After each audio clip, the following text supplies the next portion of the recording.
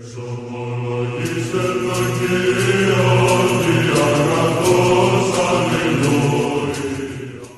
nderuar miq të dashur vëllezër dhe motra më Krishtin, ja ku jemi së bashku në takimin ton të përditshëm komenti i Shkrimit të Shenjtë, mi datën 28 prill dhe Kishën Ortodokse na ofron lexojmë nga libri i Veprave të Apostujve. Jemi në kapitullin 8, vargu 5 dhe në vargun 17. Për mos u bërë kohë, le ta lexojmë këtë pjesë ku na thuhet dhe Filipi zbriti në qytetin e Samarisë dhe u predikoi atyre Krishtin. Dhe turmat me një mendje të vetme dëgjonin me vëmendje gjërat që thoshte Filipi, duke dëgjuar dhe duke parë mrekullitë që ai bënte. Frymëra të ndyra pra dinin nga shumë të demonizuar, duke përtitur me zë të lartë dhe shumë të paralizuar e çarçëroheshin.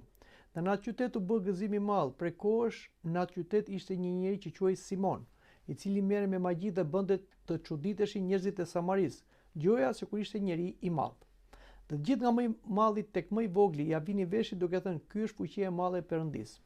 Dhe dëgjonin sepse prej një kohe të gjatë ai kishte manitur me mjeshtëritë e tij prej magjistari. Po, kur ju besuan Filipit, që shpalli lajmin e mirë të gjërave të mbretërisë së Perëndisë dhe emrin e Jezu Krishtit, burra dhe gra u pagëzuan. Besoi dhe Simoni dhe mbasi u pagëzua, rrinte vazhdimisht me Filipin dhe duke parë veprat e fuqishme dhe shenjat që ishin bërë, mbeti i çuditur. Por kur apostujt dëgjuan në Jeruzalem se Samaria kishte pranuar fjalën e Perëndisë, i dërguan atyre Pietrin dhe Joanin. Kur këta arritën, u lutën për ta që të merrnin frymën e shenjtë, sepse ende nuk ishte zbritur mbi asnjë prej tyre, por ata vetëm ishin pagëzuar në emër të Zotit Jezu. Atëherë vurën duart mbi ta dhe ata morën frymën e shenjtë. Ky fragment i librit të Veprave të Apostujve, pra kapitulli 8 vargu 5 deri në vargun 17, është komentuar nga Etrit e Kishës dhe më poshtë ne do ta shikojmë atë të komentuar nga Etrit si Shën Jago i Arti, Shën Agustini, Shën Qiri i Jeruzalemit. Në vargun e parë që lexojmë, dhe Filipi zbriti në qytetin e Samarisë dhe predikoi atyre Krishtin, na tregohet sipas Etrave se Filipi ishte një nga 7 diakonët dhe ai kishte një zell apostolik, pra jo vetëm për të shërbyer, por dhe për të parapur lajmin e mirë, dhe ai shkon tek samaritanët.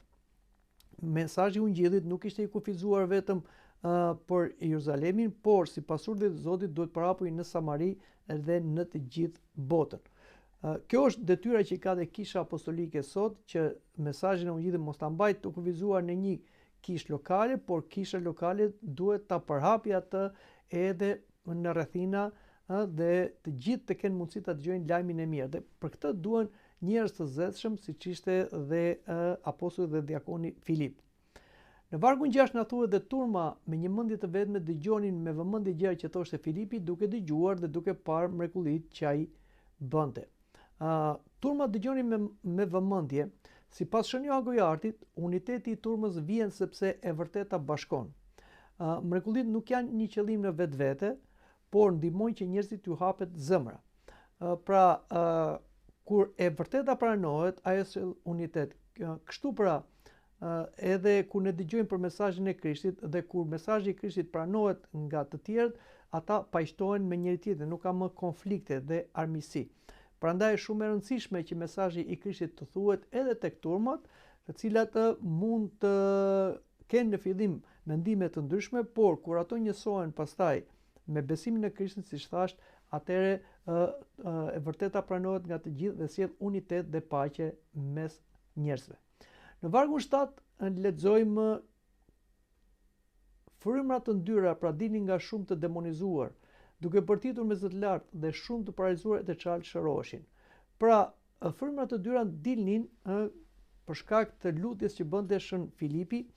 Etrit këtë e shohin si një shenjë të fitores së Krishtit mbi të keqen. Ai kishte pajisur apostujt, dishepujt e tij me letra kredenciale, mund themi, pra me fuqinë e tij kundër demonëve dhe kundër çdo sëmundje.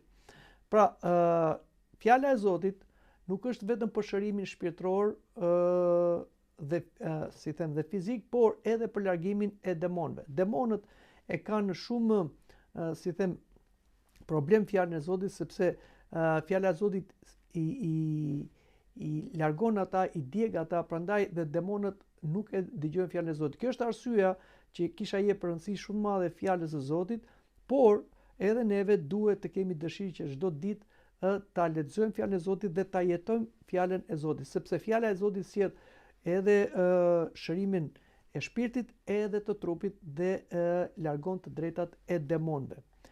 Në vargjet më poshtë jemi në vargun 8 dhe në atë qytet u bë gëzim i madh.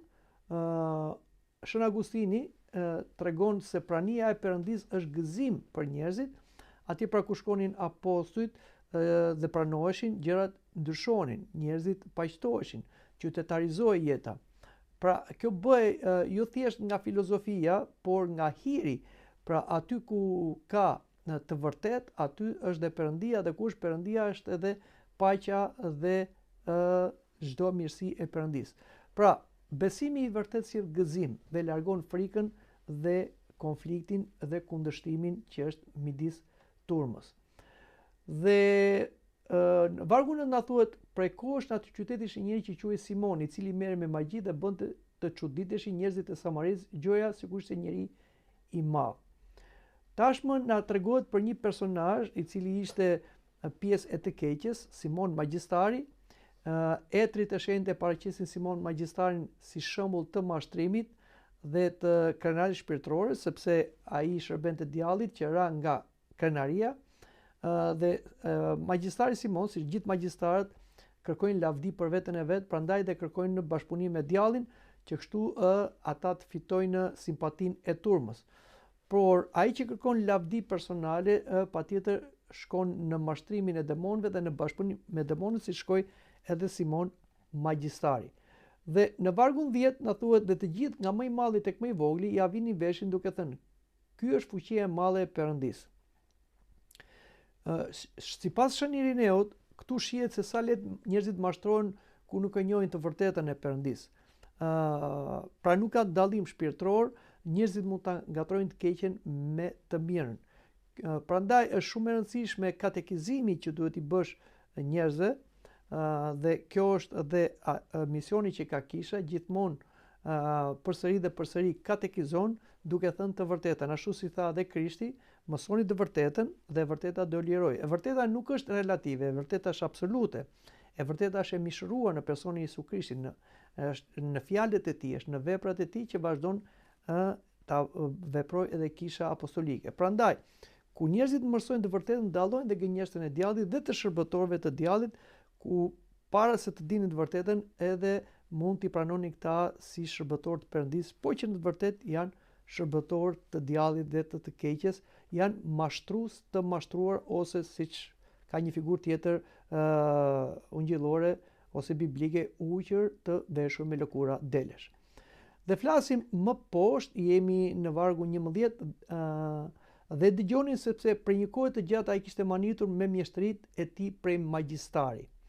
Pra, sipas Shën Johan Gojartit, na thot se magjia vepron përmes manitjes dhe mashtrimit, jo përmes së vërtetës. Pra, magjistaret bëjnë gjëra spektakolare, të ndihmuar nga fuqia demoniake, dhe jo për të thënë të vërtetën. Dhe njerëzit të cilët nuk kanë një arsyetim dhe dije të saktë, patjetër që ata maniten dhe bien pre e veprimeve të magjistarëve. Kjo ndodh në ditën e sotme, për shkak magjistarët heqin turma, që njerëzit duke parë veprimet e tyre magjike dhe duke mos i dhënë shpjegim, ata maniten pas tyre dhe i nderojnë ose i dëgjojnë ata.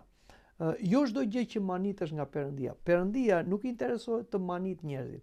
Perëndia interesohet të thotë të vërtetën njerëzve, sepse e vërteta në Perëndin i liron njerëzit. Pra, duhet të dallojmë një shërbëtor të Zotit nga një shërbëtor të djallit. Shërbëtori i Zotit nuk kërkon të bëjë spektakël duke abuzuar me fuqinë e Perëndisë, siç ndodhte edhe te Krishti, sa i bënte vetëm mrekulli për t'i dhënë autoritet fjalës tij për shpëtimin e njeriu, kurse shërbëtorët e djallit e përdorin fuqinë e djallit për të bërë spektakël që të tërheqin turmat si në një lloj, si them, argëtimi.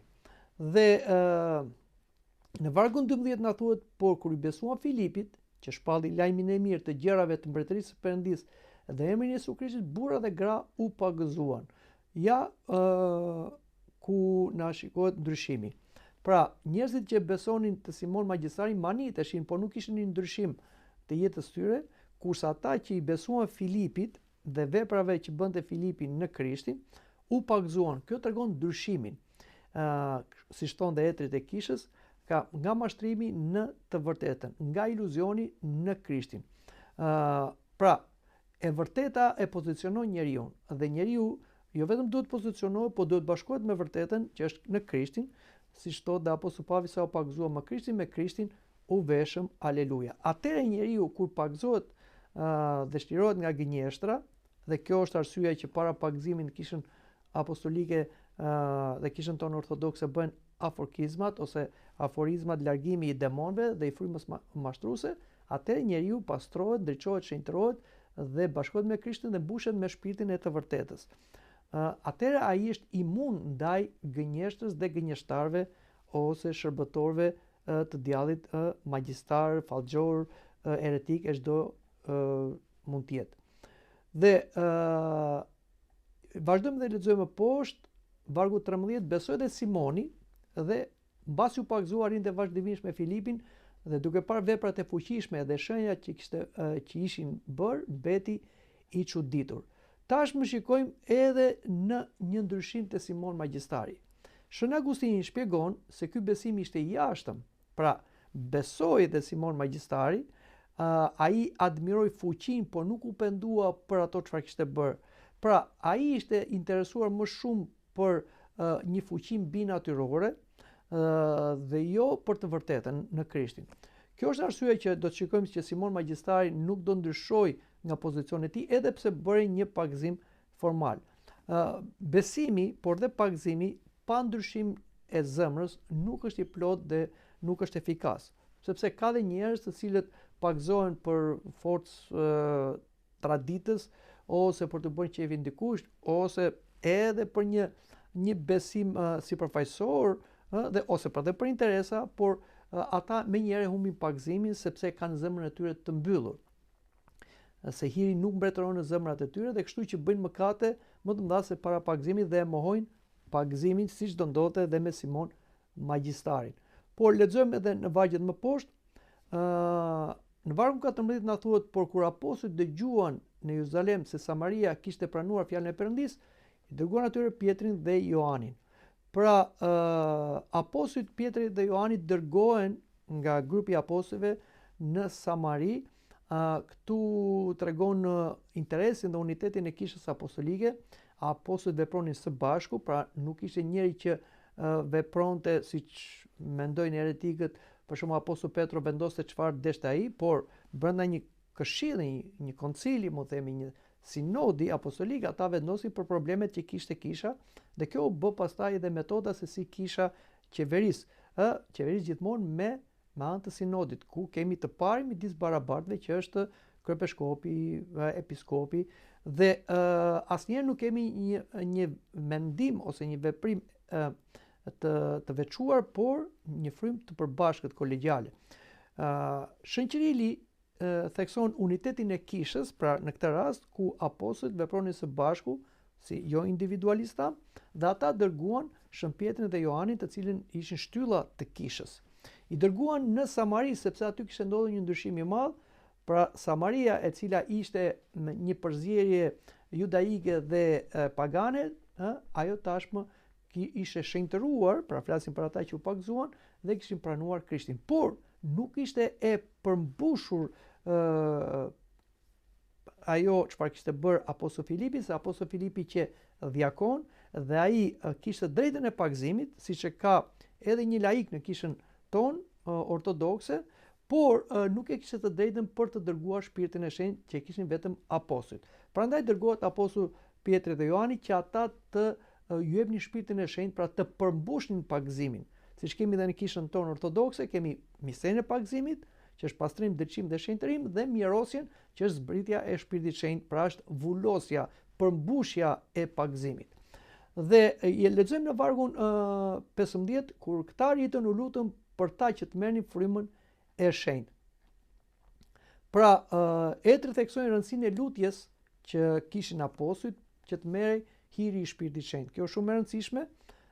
Njëjta praktikë vazhdon në kishën ortodokse, pra mbasi dikush pagzohet, atëherë bëhet një lutje që të vi hiri i Shpirtit Shenjtë dhe siç erdhi në atë kohë në Pendikosti, siç apostujt e quan tek samaritanët, por tek neve hiri i Shpirtit Shenjtë zbret me anë të misterit të mjerosjes. Pra, lyre që bëhet me mirën e shenjtë, një vaj aromatik që simbolizon vendin e duarve të apostujve për të marrë hirin e Shpirtit Shenjtë. Por ky hir nuk vjen në mënyrë nga vetvetja, por kërkohet nëpërmjet lutjes, ashtu siç bën edhe kisha sot. Në vargun 16 na thuhen këto fjalë, sepse ende nuk ishte zbritur mbi asnjë prej tyre, pra Shpirti i Shenjtë, por ata vetëm ishin pagzuar në emër të Isu Krishtit. Dhe pra, siç thamë më përpara, apostulli Filipi thjesht ishte pagzuar ata me ujë, por nuk ishte ardhur Shpirti i Shenjtë. Kjo sipas Shënqëririt tregon dallimin midis pagëzimit me ujë dhe pagëzimin me Shpirtin e Shenjtë. Kështu që duhet patjetër të bëhen dy pagëzime në kish, pagëzimi me ujë dhe pagëzimi me Shpirtin e Shenjtë, që është vërtet një përmbushje e pagëzimit, ose i themi ne mirosja dhe krezmimi. Dhe në vargun e fundit për sot, vargu 17, atëherë vënduar mbi ta dhe ata morën frymën e shenjtë.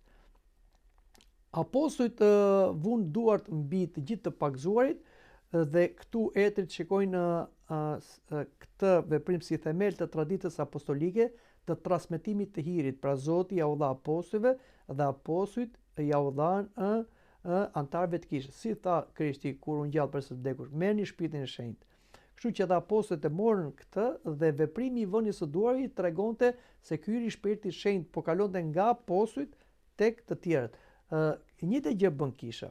Pra kisha ka vazhdimsi apostolike dhe është hiri i Shpirtit të Shenjtë është në kish, jepet nëpërmjet mistereve që veprohen nëpërmjet episkopëve, të cilët kanë vazhdimsinë apostolike dhe priftërinëve që janë ndihmë të episkopëve.